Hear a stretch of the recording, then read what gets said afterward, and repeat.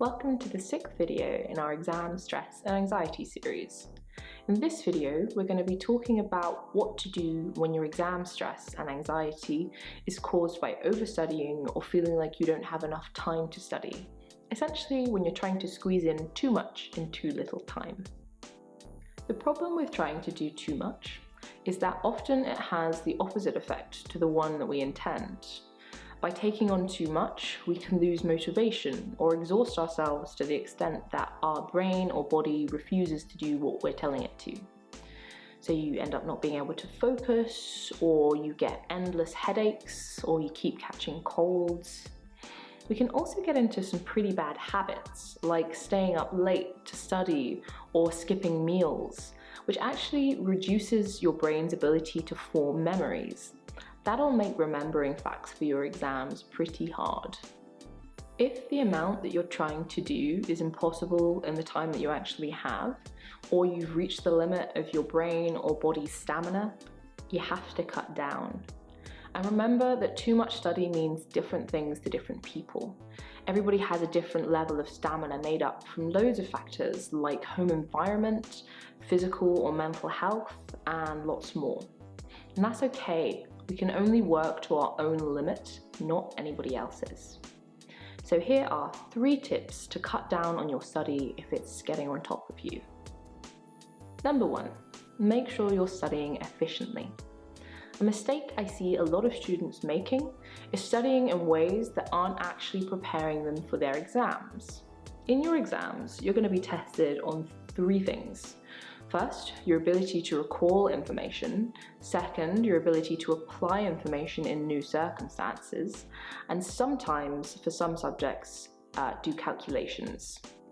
Those are the things that you need to practice over and over again. So things like reading your textbook and highlighting passages isn't actually practicing recalling information. Reading the textbook, closing it, and then writing down or saying out loud the thing that you need to remember is practicing recalling information. Just like memorizing the formula for a calculation is not the same as actually practicing doing the calculations. Make sure that when you sit down to study, you ask yourself, is the way that I'm studying actually preparing me for the exam? Tip 2, try the Pomodoro Method or a variant. Lots of students try to study in really long chunks of time, and then they lose focus. A large chunk means that at any point while you're studying, you're tempted to chat or look at your phone, because let's face it, a lot of the time, memes are more interesting. The Pomodoro Method plans in 5-minute breaks after every 25 minutes. Scheduling in time to let your mind wander can often mean that when you're actually studying, it's more productive. So put your phone somewhere else for the 25 minutes, and then in the 5-minute break, scroll to your heart's content. Then take a longer break after 2 hours and repeat. The 25 5-minute split may not work for you. Maybe you would prefer to study 50 minutes and then take a 10-minute break. Or if you're feeling particularly unfocused on a given day, try studying 20 minutes and taking a 10-minute break. Whatever you need to do to focus is fine. As long as you're studying, it's perfect. Don't judge yourself. Make sure you use a timer so that you don't have to keep looking at your phone to check the time, because that's not going to be helpful. Tip 3, ask for help.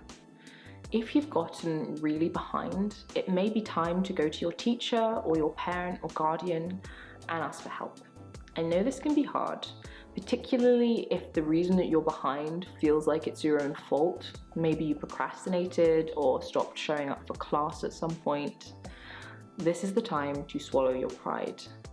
There may be something your teacher could explain to you in 5 minutes that could take you 30 minutes of Googling to figure out.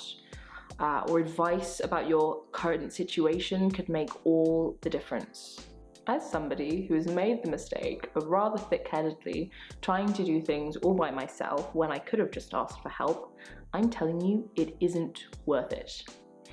If you've burned your bridges with the person that you need to ask for help from, try asking somebody that can intercede on your behalf.